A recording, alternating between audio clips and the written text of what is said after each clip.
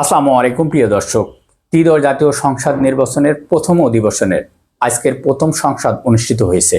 আর সেই সংসদের বিরোধী দলের প্রধান নেতা জামাতের আমির ডক্টর শফিকুর রহমান সাহেব এক ঐতিহাসিক বক্তব্য রাখলেন, যা বাংলার জনগণের সাধারণ জনগণের কল্যাণ কামনা করে তিনি প্রথম অধিবেশনে বক্তব্য রাখলেন।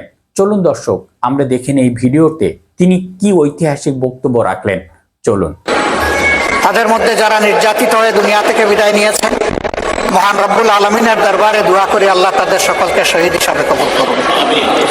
যারা আহত পঙ্গু হয়েছেন, আল্লাহ তাদেরকে সুস্থতার নিয়ামত দান করুন। আমরা সকলের প্রতি গভীর শ্রদ্ধাশীল, কৃতজ্ঞ, ঋণী।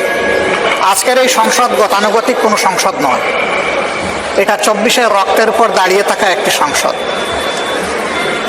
আজকে আপনি এই মহান সংসদের স্পিকার বা অভিভাবক নির্বাচিত হয়েছেন এবং আপনার সাথে ডেপুটি স্পিকার হিসেবে জনাব কায়সার কামাল সাহেব নির্বাচিত হয়েছেন। আমরা দুইজনকেই অভিনন্দন জানাই।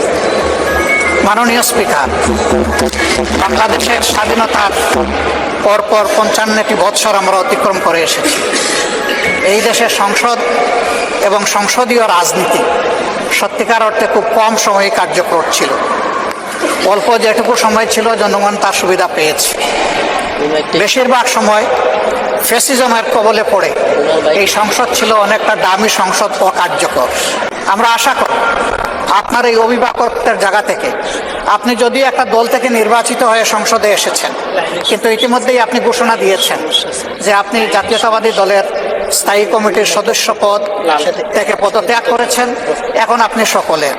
আমরা মনে করি আপনার কাছে সরকারি দল এবং বিরোধী দল আলাদা কিছু হবে না। আপনার কাছে আমরা সুবিচার পাব। জাতির কল্যাণে যে কথাগুলো বলতে চাইব সেই কথাগুলো বলা। আজকের এই সংসদে অনেক তরুণ সদস্য এখানে আজকে এসেছেন। আমিও বয়সে একটু বেশি হলেও আমিও তরুণ।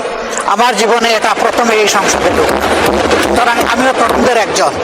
সেই তরুণরা যারা এখানে প্রাজ্ঞ আছেন, অতীতে যারা এই মহান সংসদের সদস্য বারবার নির্বাচিত হয়েছেন, তাদের কাছ থেকে আমরা ভালো কিছু শিখব। আমরা অতীতের সংসদগুলোতে দেখেছি এখানে দেশের মানুষের কল্যাণ বিবেচনায় আলোচনা না হয়ে মানুষের চরিত্র হননের জন্য এখানে বিপুল সময় ব্যয় করা হয়েছে। আমি আপনাকে বিনীতভাবে অনুরোধ করব,